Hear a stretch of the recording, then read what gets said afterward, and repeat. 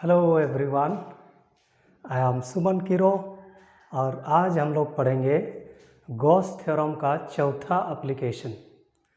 Okay, electric field due to a uniformly charged infinite plane sheet. Okay, तो ये uniformly charged infinite plane sheet है जिसका surface charge density है sigma. तो हमको यहाँ पर किसी बिंदु P पर कैलकुलेट करना है इलेक्ट्रिक फील्ड। तो मान लिया कि इसका डिस्टेंस है r। ओके, चूँकि हम यहाँ पर यूज़ करने जा रहे हैं गॉस थ्योरम, इसका मतलब है कि हमको यहाँ पर गॉसियन सरफेस बनाना होगा। तो हम क्या करेंगे, एक गॉसियन सरफेस, ठीक है, सिलिंड्रिकल गॉसियन सरफेस हम यहाँ पर ड्रॉ कर देंगे। ठीक है, ड्रॉ कर देंगे। ठीक, ओके, ठीक है। तो इसका डिस्टेंस r, इसका डिस्टेंस भी r होगा।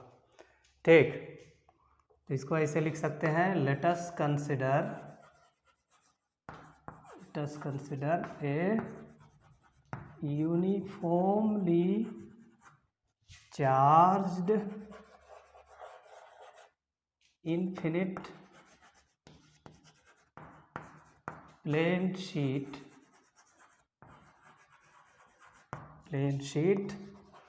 having surface charge density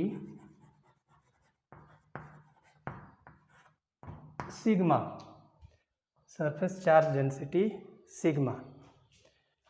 Let P be a point at a distance r from the sheet. अब draw a cylindrical Gaussian surface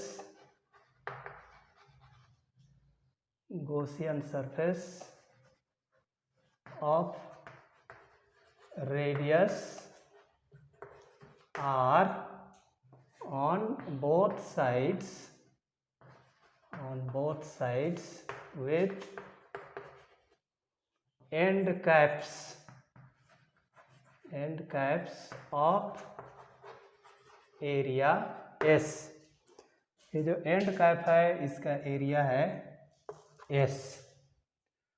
okay, तो इस बिंदु पर एरिया वेक्टर का डायरेक्शन ये होगा, और चूंकि चार्ज पॉजिटिव है इसलिए इलेक्ट्रिक फील्ड होगा रेडियली आउटवर्ड।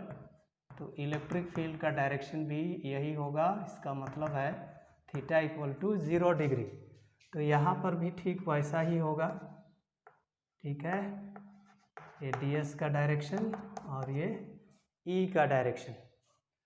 ओके, इसको मान लेते हैं फर्स्ट पार्ट, इसको सेकेंड पार्ट, और ये है थर्ड पार्ट। अब यहाँ पर कोई स्मॉल एलिमेंट हम लेते हैं, ठीक है, ds। तो इस स्मॉल एलिमेंट का डायरेक्शन सरफेस के परपेंडिकुलर आउटवर्ड, तो ये हो गया ds का डायरेक्शन। अब ये पॉजिटिव चार्ज है, इलेक्ट्रिक फील्ड का डायरेक्शन ये होगा। ठीक है, इसका मतलब यहाँ theta equal to 90 degree. Okay, अब charge enclosed by the Gaussian surface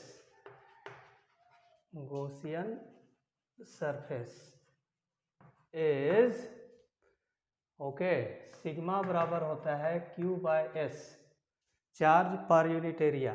तो Q इक्वल टू हो जाएगा सिग्मा S। अब अप्लाई करना है Gauss theorem, applying Gauss theorem,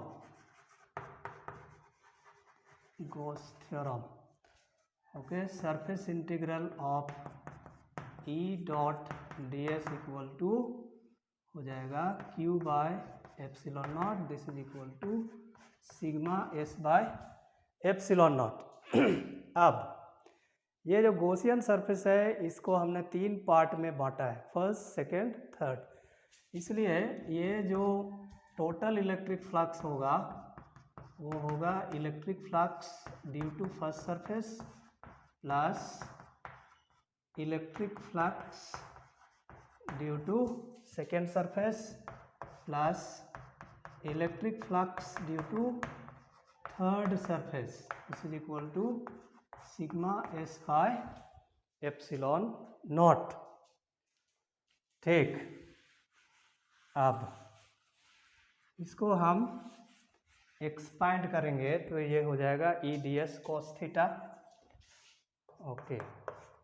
तो फर्स्ट सरफेस के लिए हो जाएगा, यहाँ थीटा इक्वल टू 0 डिग्री है तो ये होगा E ds cos 0 degree plus second surface का भी यहाँ theta equal to 0 degree, E ds cos 0 degree plus third surface के लिए है E ds cos 90 degree, this is equal to sigma S by epsilon naught. तो ये हो जाएगा surface integral of E ds plus second surface का भी ऐसा ही E ds plus 0 equal to sigma S by epsilon naught. अब हम जानते हैं कि गॉसियन सरफेस के हर बिंदु पर इलेक्ट्रिक फील्ड समान होता है, ओके, समान होता है। और इसीलिए हम क्या करेंगे, ये E को इधर बाहर निकाल देंगे, तो ये हो जाएगा E into surface integral of ds for first surface plus E into surface integral of ds for second surface, this is equal to sigma S by epsilon naught. अब फर्स्ट सरफेस और सेकेंड सरफेस का ये पूरा integrate करेंगे तो ये जो circular part है, एंड कैप है, उसका एरिया के बराबर हो जाएगा, अर्थात S के बराबर होगा। तो ये हो जाएगा ES plus ES equal to sigma S by epsilon naught. ये हो जाएगा 2ES equal to sigma S by epsilon naught. S cancel हो गया, इसीलिए E बराबर हो जाएगा sigma by 2 epsilon naught, okay. यही है expression for electric field due to a uniformly charged infinite plane sheet का। तो ये दिखा रहा है कि ये डिस्टेंस पर डिपेंड नहीं करता है, ठीक है। This shows that E does not depend on the distance of point,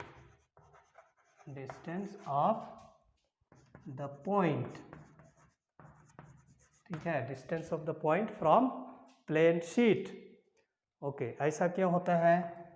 it is because